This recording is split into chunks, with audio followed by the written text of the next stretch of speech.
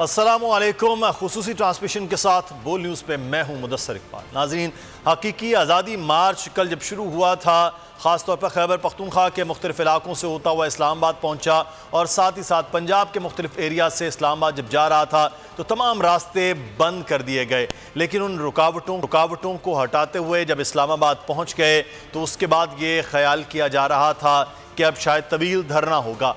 लेकिन इमरान खान की जानिब से एक बड़ा अहम और बड़ा ही ऐलान ऐसा आ गया कि जिसके बाद चीज़ें यकसर बदलती हुई नज़र आई हैं कि इमरान खान ने आज धरना ख़त्म कर दिया और साथ ही साथ ये कहा कि सिर्फ 6 दिन की मोहलत दे रहे हैं, वरना फिर वापस आएंगे कि आइंदा इंतखाबात की तारीख का ऐलान किया जाए। तो क्या इस धरना और पूरी प्रैक्टिस के बाद इमरान खान का यूँ जाना हुकूमत के लिए जीत है या पाकिस्तान तहरीक इंसाफ वाकई वो हासिल कर सकी है जिसके वो तमन्ना लेकर इस हकीकी आज़ादी मार्च का आगाज़ किया था? आज ये बड़ा अहम नुक्ता है। लेकिन ख़ास तौर पर जैसे पहले ये कहा गया वज़ीर दाखिला की जानिब से कोई एक बंदा भी इस्लामाबाद में दाखिल नहीं होने दिया जाएगा। इस्लामाबाद में वो तमाम रुकावटें खसो खाशाक की तरह उड़ाते हुए पाकिस्तान तहरीक इंसाफ के जो कारकुनान हैं, रहनुमा हैं, जो काफ़िले हैं, वो दाखिल हुए। जहां रेड जोन में बाकायदा तौर पर पूरा रास्ता ब्लॉक किया गया था, लेकिन हमने जिना एवेन्यू में देखा रात गए, दरख्तों में भी आग लग गई, खासी तोड़ फोड़ का मामला भी हुआ, दिन भर अफसोसनाक वाक़यात भी हुए, कुछ अनफॉर्चुनेट लाहौर में डेथ भी हो गई एक के रावी के ब्रिज से एक शख्स के गिरने के बाद। और ये तमाम तर मामलात में अब हासिल क्या हुआ है हुकूमत को, हासिल क्या हुआ है पाकिस्तान तहरीक इंसाफ को, अब ये मामला है। और साथ ही साथ एक जानिब ये बात की जाती रही है कि ये 1.5 साल असम्बलियाँ अपनी मुद्दत पूरी करेंगी, लेकिन खान साहब को कौन सी कोई ऐसी बात बताई गई है जिसकी बिना पर वो 6 दिन की मोहलत देकर जा रहे हैं? और क्या वाकई 6 दिन के बाद इमरान खान इतना बड़ा क्राउड और पूरी एक तहरीक वो दोबारा मूवमेंट कर सकते हैं या नहीं, इस पर भी आज बात होगी। लेकिन ताज़ा तरीन सूरत हाल डी चौक की क्या है वो जानेंगे, क्या मामलात हो रहे हैं वो जानेंगे। बाबर डोगर साहब हमारे साथ मौजूद हैं, सीनियर सहाफ़ी तजज़ियाकार हैं। बहुत शुक्रिया बाबर डोगर साहब आपके वक्त का। सर आपके सामने है, कल से आप भी मुसलसल ये देख भी रहे हैं, गुफ्तगू भी कर रहे हैं डोगर साहब के परसों से ये मामला शुरू हुआ, पकड़ धकड़ हुई, गिरफ्तारियाँ हुई, छापे हुए, कल अफसोसनाक कुछ वाक़यात भी हुए, फिर पूरी ऐसे लग रहा था कि शायद इस्लामाबाद को चौक कर दिया जाएगा, लॉक कर दिया जाएगा। लेकिन वो तमाम तर रुकावटें भी पीटीआई के वर्कर्स जो हैं वो हटाने में कामयाब हो गए और जहां तक पहुंचना शायद तसव्वुर नहीं था वहां भी डी चौक तक पहुंच गए। हुकूमत की फतह है या पीटीआई के वर्कर्स की फतह है? किसकी फतह है, क्या है?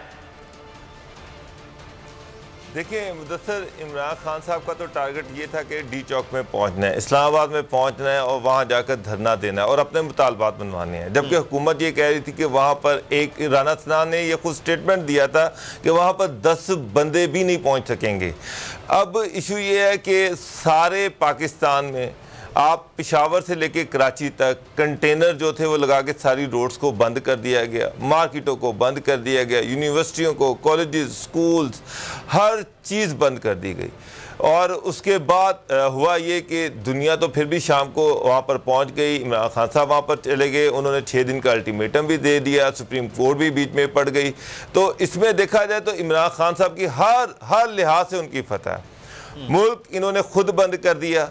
मैं कल लाहौर की बात करता हूँ, सारे लाहौर के एंट्री एग्जिट पॉइंट्स को बंद किया गया, लाहौर के अंदर जगह जगह कंटेनर खड़े किए गए, मार्केटें बंद करवा दी गई, स्कूल कॉलेजेस बंद करवा दिए गए, मैट्रिक के इम्तहानात जो थे वो मुलतवी करवा दिए गए। तो अल्टीमेटली यही अपोजिशन चाह रही थी। अपोजिशन का टारगेट ये था कि ज़िंदगी को सस्पेंड कर दिया जाए और एक ऐसी स्ट्राइक की जाए और एक ऐसा मार्च किया जाए जिसमें पूरा पाकिस्तान बंद हो जाए। वो तो हुकूमत ने खुद ही कर दिया। आप कराची देखें, सारा दिन टेयर गैस चलती रही। लाहौर में देखिए जिस तरह से लाहौर में वर्कर्स बाहर आए, सारे वर्कर जो थे उन्होंने जगह जगह पे रुकावटें खड़ी की हुई थी। इसके बावजूद रावी ब्रिज जो था उसको वर्कर जो है उसने क्रॉस कर दिया। फैसलाबाद में आप देखिए, मजीद बात करते हैं फैसलाबाद की सूरत हाल कि सिर्फ एक इस्लामाबाद बंद होना था, शायद पूरा मुल्क बंद करवा लिया। इस वक्त जो ताज़ा तरीन सूरत हाल हम जान रहे थे हमारे नुमाइंदे एडी खान से, उस दोबारा से रब्ता करते हैं। जी एडी, आगाह कीजिएगा।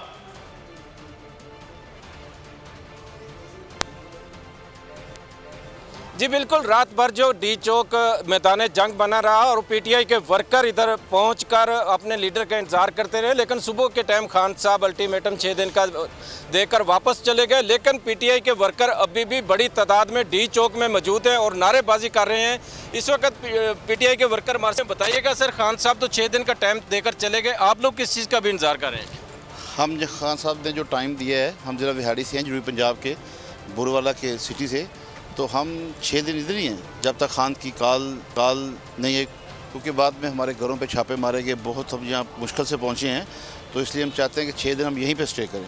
बिल्कुल, बड़ी मुश्किल से पहुँचे, आप कहाँ से आए हैं और आप किस चीज़ का इंतजार कर रहे हैं सर? हम सर फैसलाबाद से आए हैं। कल तकरीबन 2 बजे हम लोग वहाँ से निकले थे, लेकिन मुख्तलिफ़ तरह की रुकावटें जो हुकूमत पाकिस्तान, मौजूदा हुकूमत वक्त जो है, जो जिसको हम एक इम्पोर्टेड हुकूमत कहते हैं, जिसका इस मुल्क के मसाइल के साथ, इस मुल्क के अवाम के साथ किसी किस्म का कोई तालमेल उनके रवैये से नहीं खाता, उनकी शदीद तरीन रुकावटों के बावजूद अल्हम्दुलिल्लाह इसके बावजूद हम लोग यहाँ पहुँचे और ख़ान साहब के काफ़िले में तकरीबन सुबह 3 बजे के करीब हम लोग शामिल हुए। ख़ान साहब की कॉल, हर तरह की कॉल पे हर वक्त में लब्बैक कहा है, आइंदा भी कहते रहेंगे इंशाअल्लाह अज़ीज़। अब सिर्फ यही इंतज़ार है कि खान साहब की तरफ से चूँकि हुक्म हो चुका है कि हम 6 दिन के बाद दोबारा आएंगे, तो अब रवानगी की तैयारियां ही हैं, तो हम उसी सिलसिले में यहाँ पे इकट्ठे हुए थे कि यहाँ से सब दोस्त इकट्ठे होकर वापस अपने शहर की तरफ निकलें। जी बिल्कुल, वर्कर काफ़ी मिलता जुला खान साहब बात ही रहेंगे, लेकिन कुछ लोगों का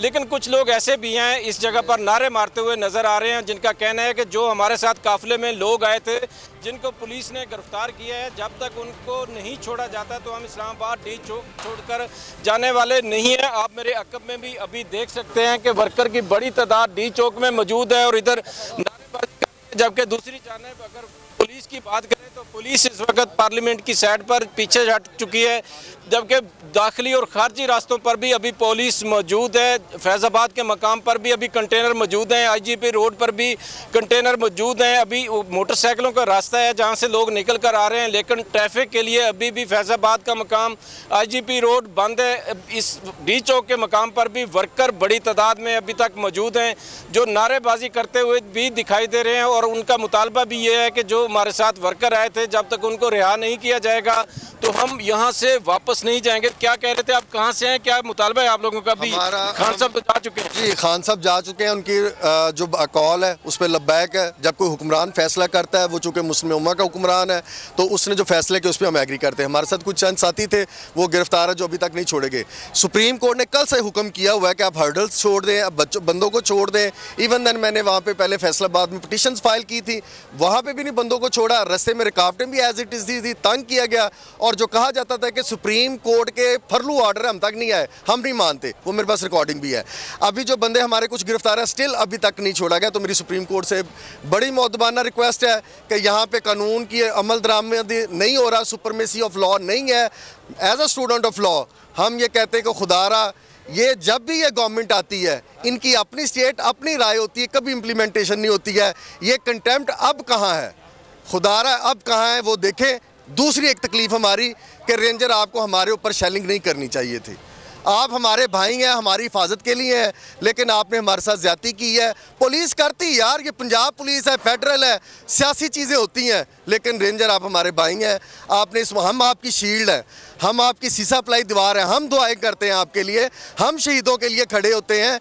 लेकिन मेरे भाई आपको हमारे साथ आज तक आपने नहीं किया, और आज ये इस इम्पोर्टेड हुकूमत के कहने पे हमें सूरत हाल से मुताल्लिक इस वक्त भी कारकुनान मौजूद हैं। लेकिन इससे पहले चेयरमैन पाकिस्तान तहरीक इंसाफ इमरान खान ने जो गुफ्तगू की है अपने वर्कर्स के साथ और जो अल्टीमेटम दिया है 6 दिन का, वो क्या गुफ्तगू थी आपको वो भी सुनवाते हैं।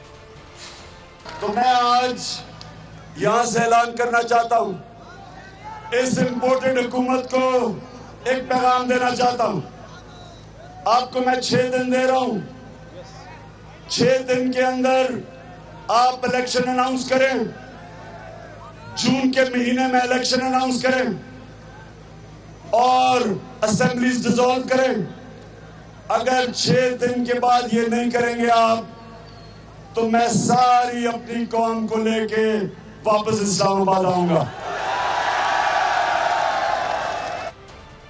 तो ये 6 दिन का वो अल्टीमेटम है जो दिया गया है और साथ कहा गया कि ऐलान करें जून में और 3 महीने में इलेक्शन करवाया जाए।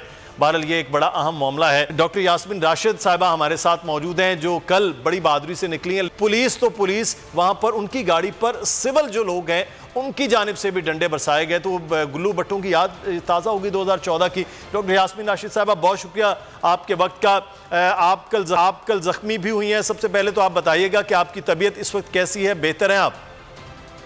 अल्हम्दुलिल्लाह मैं बिल्कुल ठीक हूँ। मेरा जोश और जज्बा भी उसी तरीके से है। हर मर्तबा खान साहब जब कॉल करेंगे इसी जोश और जज्बे के साथ निकलेंगे इंशाअल्लाह। डॉक्टर साहब आप तो खैर एक स्टूडेंट दौर से एक लीडर रही हैं, लेकिन ये जो सारा अमल कल हुआ है लाहौर में तो ऐसा लग रहा था कि कुछ होना नहीं चाहिए क्योंकि आप लोगों की मंजिल तो इस्लामाबाद थी। तो ये जो कल जो कुछ किया और उसके बाद आज तक लाहौर बंद है, ये सिचुएशन हुकूमत की क्यों इस तरह से हुई? देखिए ये तो मेरा ख्याल है इससे तो साफ जाहिर होता है कि सवाए मुखलाहट के और कोई मसला नहीं है इनके। ये परेशान है और लाहौर से नेचुरली हमेशा लाहौर से बहुत अच्छा रिस्पांस पिछले दिनों जब जलसा लाहौर का हुआ तो अगर लाहौर से इतने बंदे निकल के चल पड़ते इस्लामाबाद के लिए, आधे भी चल पड़ते तो मुसीबत इनके लिए बन जानी थी। और इसी तरह हर शहर से बंदों ने निकलना था।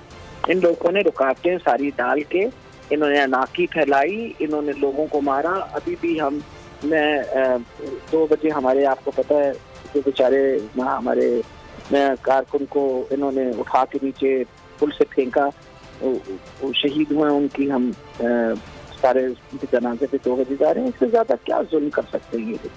और आपने देखा कल किस बर्बरियत से ये मेरी गाड़ी को मार रहे थे। हालांकि गाड़ी मैं खुद ड्राइव कर रही थी, पहले मेरे ड्राइवर को घसीट के वो ले गए और मेरे साथ मुसलसल मुझे भी घसीटने की कोशिश की, मुझे भी निकालने की। और सारे मर्द पुलिस थे, कुछ जो थे वो देवर इन सिवीज ऑल्सो। तो ये तो वो गुल्लू भट्टों का राज आ गया दोबारा। और अगर सनाउल्लाह आपका वो हो जो खुद क्रिमिनल है, अगर वो आप इंटीरियर मिनिस्टर हो तो आप क्या एक्सपेक्ट कर सकते हैं, इससे बेहतर हालात। और मैं ये बता दूं आपको कि आई एम 72 ईयर्स ओल्ड। मेरा ख्याल है 16 साल की उम्र में मैंने सियासत शुरू की। 16 साल से लेके अब तक मैंने इस तरह का रवैया पुलिस का, इस तरह की बर्बरियत, इस तरह की अल्लाह माफ के जुल्म आज से पहले कभी भी तारीख में देखा जिस तरह इन्होंने किया। मतलब ये जो पिछले दिनों हरासमेंट की है, घरों में घुस के चादर और चारदीवारी की तो बात ही ना करिए, लोगों के घरों के अंदर तोड़ के घुसे हैं, लोगों की बेइज्जतियां की हैं, लोगों को धक्के मारे। आपके सामने पिछले 3 दिन से हमारे पीछे भी तंग कर रहे थे हमें। और जो इन्होंने कल हरकतें की हैं वो तो मैं तो आपको बताया कि शायद ही हर किस्म की तहरीक में मैं शामिल थी। वकीलों की तहरीक में मैं शामिल थी, मार्शल लॉज के खिलाफ मैं प्रोटेस्ट किया करती थी। पाकिस्तान मेडिकल मैंने इस तरह का काम पहले कभी नहीं देखा। अच्छा डॉक्टर साहब, एक चीज़ जो अभी इमरान खान साहब ने ऐलान किया, फिर आप लोगों की वापसी हुई है कि 6 दिन जो है वो तो 6 दिन में आप समझते हैं कि हुकूमत पर इतना प्रेशर ये रहेगा कि कोई ऐलान कर सकें या उसके बाद फिर दोबारा से आपकी वापसी इस्लामाबाद की जानिब होगी? देखिए मेरा ख्याल है ये बात तो 6 दिन की उन्होंने गैप दी है ना, उन्होंने उन लोगों को बता दिया है कि हम बंदे ले आए, बंदों को लाना कोई मसला नहीं है हमारे लिए इस्लामाबाद। इसलिए आप होश के नाखून ले, आपने जो करना है जल्दी करिए और करके और आप डेट अनाउंस कर दीजिए ताकि बात खत्म हो। कोई गलत बात तो हम नहीं कर रहे, हमारा जमहूरी हक है, हम आपसे अर्ली इलेक्शन मांग रहे हैं। वजह यह है कि आप एक नाजायज हुकूमत हैं और नाजायज काम कर रहे हैं। अगर मैं आप पंजाब की हुकूमत को देखें तो वो एक तमाशा है, वहाँ वो एक सजा याफ्ता क्रिमिनल बैठा हुआ है जिसने पुलिस गर्दी के थ्रू जबरदस्ती असेंबली के अंदर जबरदस्ती वोट लोटों की ली। लोटे सारे वो हो गए हैं, आपको पता है फारिग हो गए हैं। अब आगे बदल उसके पास कुछ जवाब भी नहीं है वहाँ बैठने का।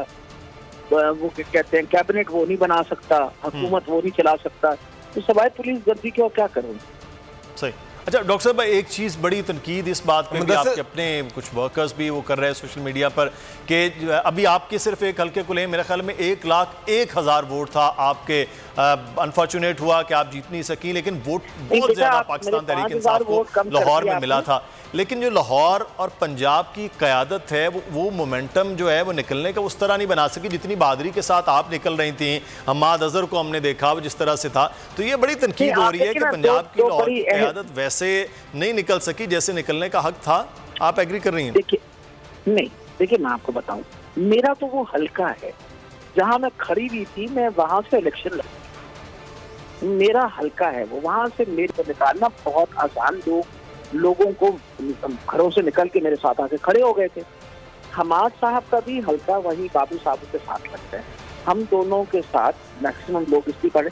आपको पता है कि इतने शफकत महमूद साहब जो हैं वो निकले हैं वहाँ से डिफेंस से, तो कितनी रुकावटें और कितनी मुसीबत और कितने तंग करके उनको, यानी यहाँ जो नासिर बाग के करीब तो दुनिया जहाँ की यहाँ ऑब्स्ट्रक्शन हुई थी, आपको पता तो है चीज़ों का। बाकी ये है कि जब आपका लीडर अरेस्ट हो जाए तो फर्क तो वर्करों को जरूर पड़ता है। मियां महमूद रशीद साहब अरेस्ट हो गए, ये भी सुना कि जी इजाज चौधरी साहब अरेस्ट हुए, लेकिन आज बाद में पड़ी थी वो अरेस्ट नहीं हुए थे, तो पता नहीं जो भी हुआ उनके भी वर्कर्स फिर उनके बगैर नहीं निकले। और इसी तरीके से जो अरेस्टेड नहीं थे वो निकला है सारी। अब मकसद ये है कि जब आप हमारे लिए हमको हमारे बंदे तो निकलने ही निकलने थे, ये जो इन्होंने सारी हरासमेंट की है ना, वो जो आम आदमी अपना सपोर्ट दिखाना चाह रहा था, वो जो शरीफ आदमी कहता है हम तो कारकुन हैं, आदी हैं इन चीजों के, वो जो घर की बीबियां, घर की माएँ, घर के बच्चे निकल के और खान साहब के साथ अपना वो दिखाना चाह रहे थे, अपना साथ दिखाना चाह रहे थे, वो उन लोगों को रोकने के लिए इन्होंने सब कुछ किया। वो हम तो आदि हैं, हमें तो इन्होंने जो मारपीट हमारी की है कल, मैं तो जुबैर नियाजी को खास तौर पे खराज तहसीन पेश करना चाहती हूँ। जिस तरीके से उस बच्चे ने उनका मुकाबला किया है और जो उसने टेयर गैस खाई है, आप सोच भी नहीं सकते। बिल्कुल, ये मारा है उन्होंने लोगों को। आप ये सोचेंगे मेरे पीछे जो गाड़ी निकलने की कोशिश कर रही थी, उस गाड़ी का तो उन्होंने बिल्कुल खत्म करके उन बंदों को इतना मारा कि वो बंदे पुलिस हॉस्पिटल। बिल्कुल ऐसे हुआ। अच्छा, बाबर डोगर साहब हमारे साथ मौजूद हैं, वो भी कुछ सवाल डॉक्टर साहब आपसे करना चाह रहे हैं। जी बाबर साहब। जी जरूर। जी डॉक्टर साहबा, ये इतलात है कि हुकूमत और पीटीआई के बैकडोर राब्ते थे, और अब ये है कि आने वाले दिनों में हुकूमत और पीटीआई के फ्रंट डोर राब्ते भी होंगे इलेक्शन के हवाले से, कि इलेक्शन कब होंगे, कब डेट अनाउंस की जाएगी। तो क्या ये पॉसिबल है कि हुकूमत और पीटीआई के दरमियान राब्ते हों, और पहले भी राब्ते थे? बैकडोर राब्ते तो हमने कभी नहीं पीडीएम के साथ रखे और ना रखने का इरादा है। खुल्लम खुल्ला ये बात हुई थी कोर्ट के सामने कि जी इनकी एक कमेटी बनेगी जिसमें 4 बंदे हमारे थे और 4 बंदे उनके थे, और ये बैठेंगे। उनकी कमेटी शाह महमूद कुरैशी साहब उनका इंतजार करते रहे, वो लोग आए नहीं। वो they not serious about it. अगर वो सीरियस है नेगोशिएशंस के लिए तो शाह महमूद कुरैशी साहब अपनी पूरी टीम लेके पहुंचे हुए थे। सही। अच्छा, इनके आने वाले दिनों में अगर हुकूमत राब्ता करती है तो फिर आपकी टीम उनके साथ मुज़ाकरात करेगी? ये हमारी टीम डिसाइड करेगी और खान साहब डिसाइड करेंगे। मैं आपको एक बात बता दूं, ये एक बहुत खतरनाक खेल खेल रही है, और इस खेल का खिलाड़ी जो है ना, असल कप्तान जो है ना, वो है जरदारी। वो ये खैर ये मुस्लिम लीग नून से तो ज्यादा बेवकूफ पार्टी मैंने कभी देखी नहीं जो जरदारी के हाथों में नाच रही है। सबसे बड़ी ये बात है ना, वो जो बैठा हुआ है वलायत में उसको समझ है किसी बात की, और वो जो बेटी है उनकी वो तो इतनी एम्बिशियस है कि उसका बस चले तो सारों को कत्ल करवा दे और मरवा दे और खुद किसी तरह प्राइम मिनिस्टर बन जाए, जो उसकी तबीयत हुई थी। जिस तरह की वो सारी दुनिया के पीछे पड़ी रहती है और जो जुबान इस्तेमाल फरमाती है। मकसद ये है कि आप पाकिस्तान से जो लोग मोहब्बत करते हैं, हम ये चाहते हैं कि पाकिस्तान एक बेहतर मुल्क बने, और बेहतर मुल्क के लिए कि आपको एक मजबूत जमहूरियत की जरूरत होती है। मजबूत जमहूरियत कैसे होगी? एक साफ शफाफ इलेक्शन से।